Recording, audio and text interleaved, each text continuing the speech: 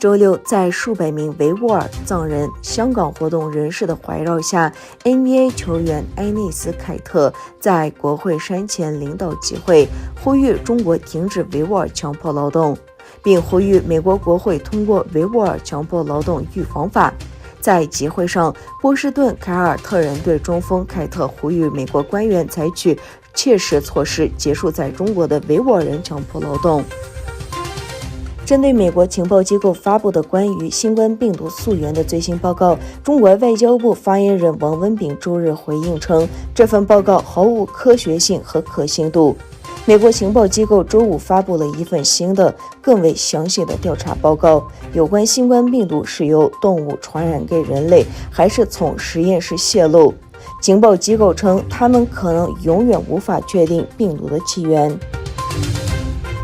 宁夏回族自治区教育厅称，从11月1日起，宁夏银川市、山嘴市、吴忠市、中卫市及所辖县的中小学、幼儿园、中职学校及校外培训机构全面暂停线下教育教学活动，有序开展线上教学工作。阿尔巴尼亚总理艾迪·拉马宣布，大阿尔巴尼亚是可能的。拉马说，如果不加入欧盟，科索沃和阿尔巴尼亚更有可能团结起来。阿尔巴尼亚总理拉马在接受德国媒体采访时回答了有关欧盟巴尔干政策的问题。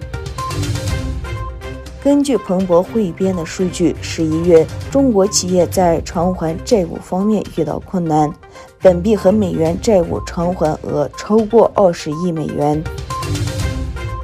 美国航空表示，由于众多员工受疫情影响离开职场，公司暂时人手不足，加上天气因素影响，导致周末时取消近2000班次航班。